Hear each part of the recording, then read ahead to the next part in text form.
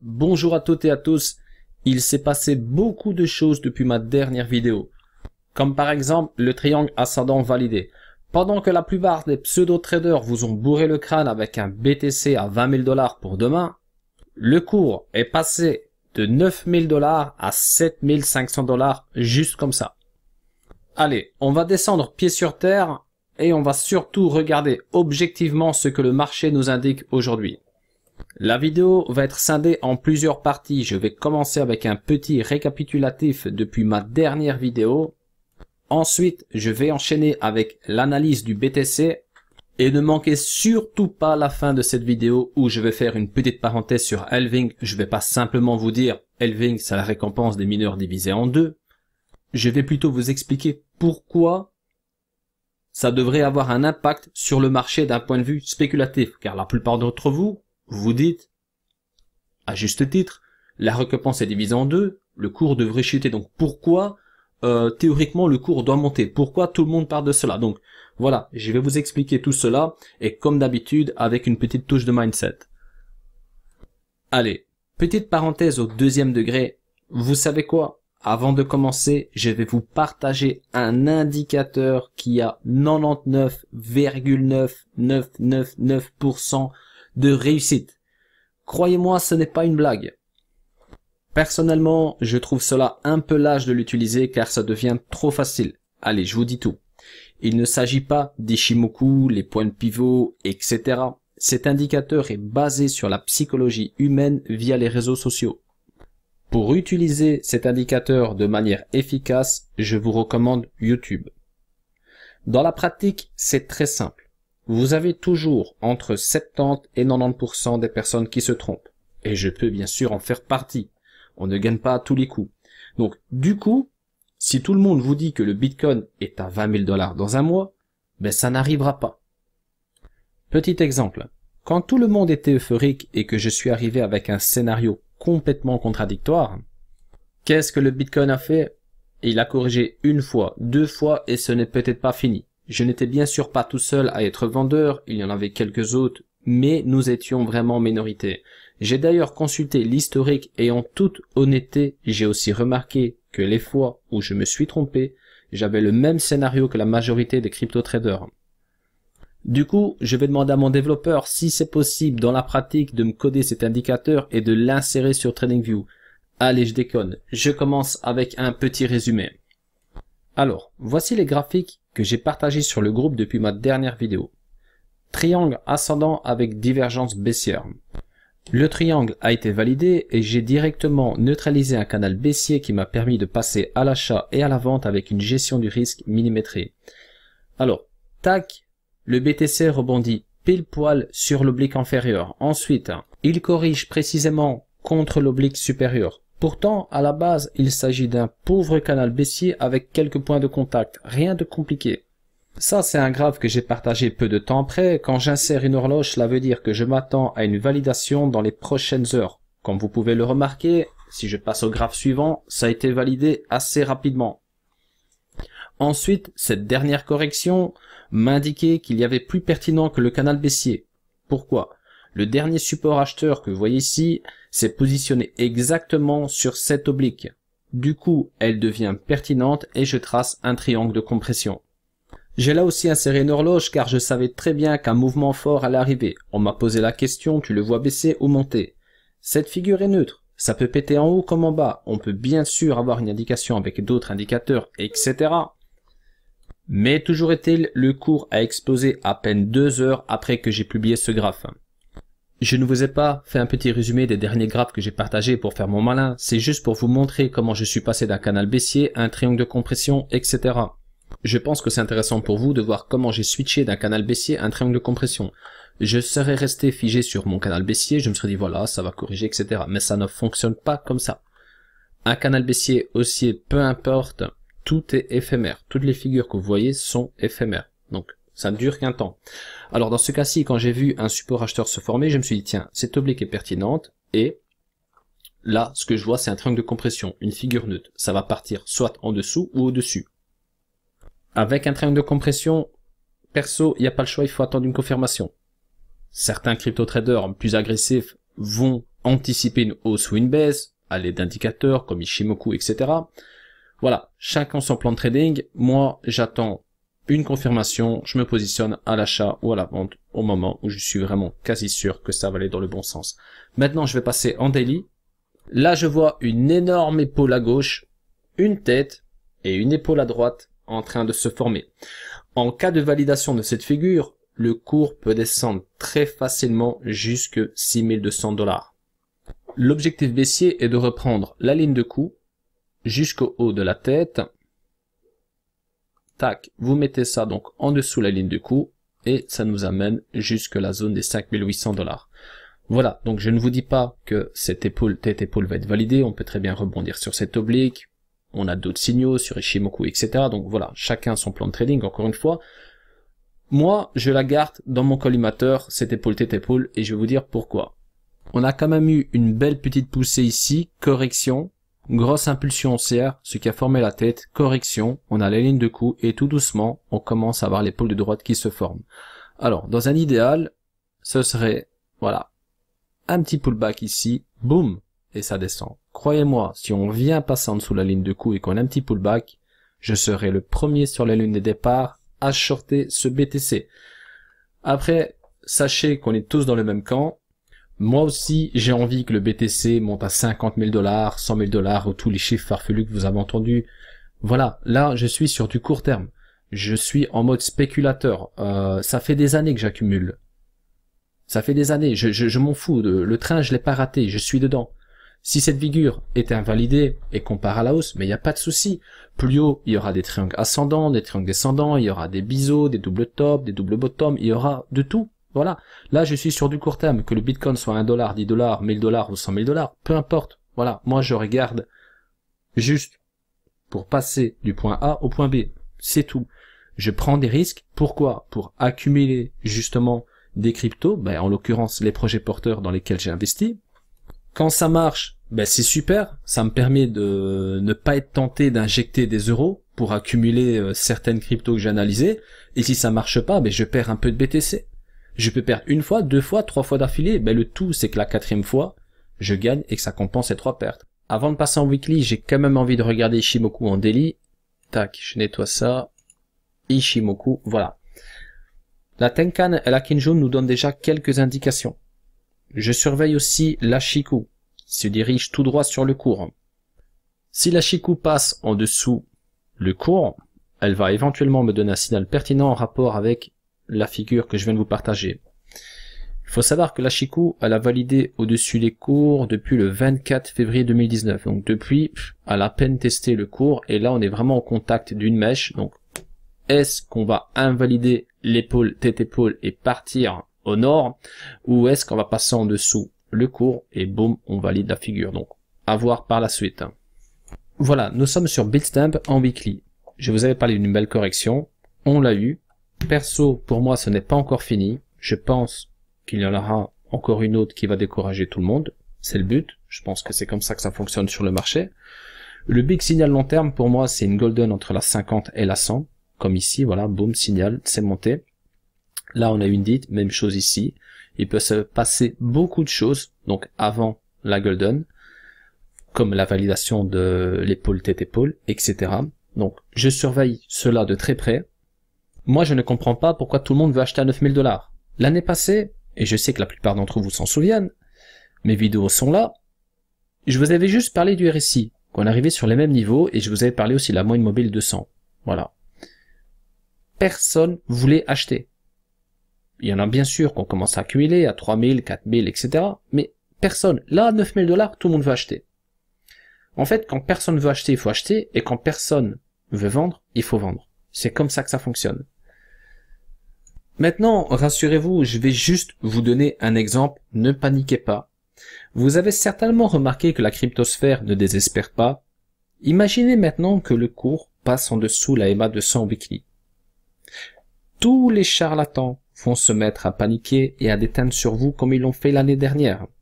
quand le support a pété. Ah, moi je me souviens, les chiffres, je les ai pas oubliés, hein. Bitcoin à 100 $, 500 $, voilà, je les ai pas oubliés ces chiffres, hein. Voilà, maintenant, c'est les premiers à vous parler d'un Bitcoin à 20 000 $. Donc, qu'est-ce que vous allez faire? Vous allez tous vendre, et les pros vont acheter. Et vous allez encore acheter quand tout le monde va être euphorique. C'est tout le temps la même chose. Alors, je vais regarder aussi Ishimoku en weekly avant de passer en H4 pour terminer. Et ensuite, je parlerai d'halving. Je vais enlever les moyennes mobiles. Tac. Je vais nettoyer un peu le graphe. Voilà, voilà. Même chose que la fois passée. On est dans le nuage. Plus le nuage il est épais, plus c'est difficile de le franchir. On a eu 2-3 rebonds techniques sur le bas. Donc c'est très intéressant. L'Ashiku n'est pas prêt de valider. Voilà. À voir par la suite, sachez que Ishimoku, c'est très pertinent. Regardez ici quand le cours est passé au-dessus du nuage, boum, c'est parti sur une tendance haussière. On a eu en plus la confirmation de l'Ashiku, bien évidemment. Et voilà, donc pour l'instant, on peut très bien ranger et sortir doucement mais sûrement du nuage. On peut très bien corriger et avoir un petit rebond ici, justement, qui validerait, donc qui corrobore plutôt avec la validation de l'épaule tête épaule. On a un petit rebond ici quelque part, boum, et on sort du nuage ensuite. Voilà. En H4, c'est très intéressant. Formation d'un canal baissier. On vient de passer au-dessus avec un petit pullback. Ce qui serait intéressant, c'est d'avoir une petite hausse justement jusque les 8200 $ pour former notre fameuse épaule droite, comme vous voyez ici. Donc venir donc une belle petite poussée haussière jusqu'ici et boum, passer en dessous la ligne de coup. Voilà, donc je regarde aussi sur Bitfinex en H4, donc pour l'instant ça se passe très très bien. On peut encore prendre 100-200 $, il n'y a pas de souci. Après voilà, je vous dis pas que les choses vont aller exactement comme ça, le marché peut nous la faire à l'envers, mais pour l'instant ça se passe comme prévu. Sur Ishimoku, on a eu quelques signaux intéressants, que ce soit avec la Shiku, la Tenkan ou la Kenjun, mais pour l'instant, je regarde plutôt le nuage. Le cours est actuellement dedans, et dans un idéal, je préfère qu'on reste en dessous cette résistance ou celle-ci. Voilà. Même si on mèche, par exemple, au 8003, 8004, c'est pas un problème, mais si on clôture au-delà des 8004, ben, ça invalide l'épaule tête épaule et on passe à autre chose. Voilà. On aura d'autres patterns plus loin. Mais voilà. Pour l'instant, on est toujours bon. Et je regarde cela de très près. Maintenant, bon, comme d'habitude, il y a toujours de belles opportunités en H2, H1, M30, etc. Mais ces analyses sont très éphémères. Du coup, je vous invite à me suivre dans mon groupe pour ne manquer aucune de ces opportunités. Et là, tout de suite, je vais passer donc au halving. Alors, qu'est-ce que le halving? Je vais commencer avec le BTC. Il faut savoir que pour les mineurs, à l'époque, la récompense était de 50 BTC par bloc. Elle a été divisée par 2 le 28 novembre 2012. Voilà, c'était ici exactement. Le 9 juillet 2016, elle a été divisée encore par 2. Donc elle est passée ici de 50 à 25 et ici de 25 à 12,5. Et le 22 mai 2020, elle va passer de 12,5 à 6,25. Maintenant, moi je comprends tout à fait qu'un novice qui entend cela se dit mais pourquoi le prix devrait augmenter si la récompense est divisée par 2? Il y a plusieurs explications à cela. Je vais vous en citer quelques-unes de logique à mon sens. Les fermes de minage à grande échelle vendent quasi tous les BTC instantanément pour couvrir les dépenses minières, on est d'accord. Donc, il y aura beaucoup moins de liquidités quand les récompenses seront divisées en 2, ce qui entraîne aussi une plus grande rareté. Il faut savoir que si les mineurs ont 2 fois moins de récompenses, il faut combler cela avec une hausse du prix pour que les mineurs continuent à miner des BTC. Il s'agit à chaque fois d'une date clé que les spéculateurs anticipent des mois à l'avance, comme vous avez pu le remarquer avec le Litecoin. Concernant le Litecoin, la prochaine division aura lieu le 6 août 2019. Comme vous pouvez le remarquer, il y en a déjà beaucoup qui ont anticipé cette fameuse date, ce qui explique les performances folles du Litecoin. Alors, qui a acheté ici du LTC à 20-25 $?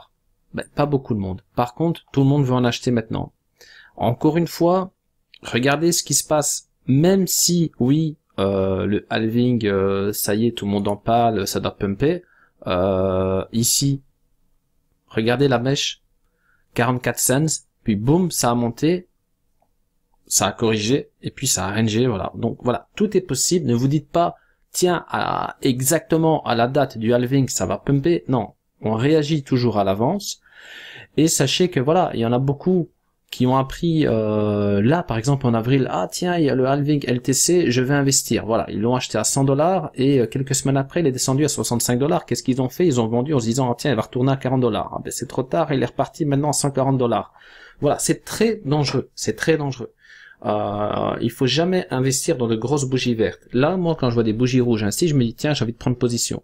Jamais dans de grosses bougies vertes. Toujours là, par exemple, si maintenant, moi, je n'aurais pas de LTC, ce n'est pas mon cas, car du LTC, j'en ai acheté maintenant depuis des années, j'attendrai quelques bougies rouges assez impressionnantes pour me positionner. C'est pas là, dans cette bougie verte, que je vais me dire, ah tiens, il y a le halving, attention, je pars en FOMO, j'achète du LTC à 140 $.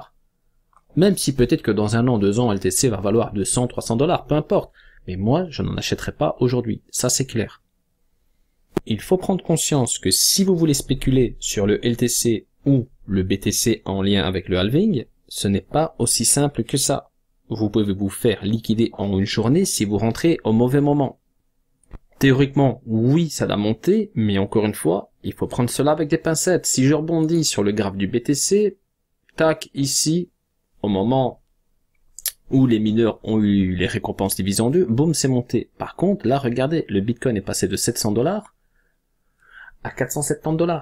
Ça a lessivé tout le monde, tous les amateurs ont vendu, les pros ont acheté, et boum, c'est reparti. Voilà, ça c'est loupé le train. Voilà, ça c'est loupé le train. Ceux qui ont tout vendu ici, et ensuite ils ont acheté certainement ici quelque part, ou encore ici au plus haut. Voilà, il faut faire très très attention. Donc oui, les mineurs vont avoir donc les récompenses divisées en deux, donc théoriquement il faut compenser cela avec une hausse du prix. La production, dans le cas du Bitcoin, est de plus en plus rare, donc il y a un phénomène de rareté, donc ce qui explique aussi une hausse du prix, mais malgré tout, il faut rentrer au bon moment. Si vous rentrez au mauvais moment, vous vous faites lessiver. Pour terminer, concernant le marché, franchement, je vous invite à rester calme. C'est la meilleure qualité que vous pouvez avoir. Tout le monde n'est pas fait pour trader. Ce n'est pas donné à tout le monde de savoir gérer ses émotions. Si maintenant vous jetez votre clavier dans le mur quand ça ne va pas comme vous voulez, vous n'êtes pas fait pour le trading. Pour être parmi les meilleurs, vous devez savoir gérer vos émotions, avoir votre propre plan de trading, avoir une gestion du risque au top. Il faut aussi avoir beaucoup de remises en question sur sa stratégie de money management. Il ne faut pas être orgueilleux. Les messieurs je sais tout ne vont pas très loin, croyez-moi. Sachez que vous n'avez pas besoin d'être fort en trading pour investir avec une vision long terme. Si vous avez comme moi fait beaucoup de recherches et que vous avez compris que tout cela fait partie du cheminement de la monnaie, vous êtes convaincu que nous allons assister à de grandes choses dans un futur proche. Prenez le temps d'investir dans des projets porteurs. Selon votre capital court terme, l'analyse technique, c'est bien pour faire de l'argent. Mais sur du long terme, l'analyse fondamentale fera toute la différence. Sachez qu'il y a énormément de projets qui vont tout simplement dégager du marché. Si aujourd'hui je vous donne quelques noms, vous allez me répondre que c'est impossible. Mais pourtant un jour, ce sera peut-être évident qu'une telle ou telle crypto ne sera plus sur le marché. Faites comme moi, cherchez et prenez le temps d'analyser les projets dans lesquels vous investissez, au lieu de faire confiance à une personne. La plupart des communautés se sont formées à partir de rien. Il suffit de quelques personnes pour déteindre sur des milliers d'autres. Sortez du troupeau, vous allez découvrir énormément de choses. Je rebondis une dernière fois sur ce graphe que je vous ai partagé dans ma précédente vidéo. Voilà. On a eu des hacks. Boum. Regardez ici. Hack. Bon, là c'était les retraits HS. Le cours a dégringolé. Le cours était à 124 $. Il est descendu jusqu'à 87 $. Il y a des novices qui ont vendu ici. Ça, c'est loupé le train. Quand on passe de 80 $ à 1000 $, à plus de 1000 $, là on a loupé le train. Là on est dégoûté. Donc il faut savoir que si on a un prochain hack, donc je parle pas des petits hacks qu'on a eu depuis, parce qu'il y en a tout le temps, je parle d'un gros hack, on aura une belle mèche. Qui va investir? Si le Bitcoin il perd 30 ou 40% de journée, qui va investir dedans? Il y en a pas beaucoup. Et pourtant c'est là qu'il faut investir. Quand le Bitcoin il prend 30-40%, il faut vendre. Et si là maintenant on a un hack et qu'on a une belle mèche, que ce soit en daily ou même en H4, il faut être dessus. Il faut être dessus, il faut pas hésiter. Parce que alors là, ça sera peut-être notre prochain signal. On verra. Bien sûr, c'est du second degré, mais toujours est-il, le graphe parle de lui-même. En tout cas, merci pour votre attention. J'espère que cette vidéo vous a plu. Et si c'est le cas, comme d'habitude, laissez-moi un petit pouce bleu qui fait toujours plaisir. Au passage, abonnez-vous à ma chaîne et activez la petite cloche pour ne pas manquer les prochaines vidéos que je vais publier. Je vous souhaite une excellente journée. À très bientôt. Restez prudents sur le marché.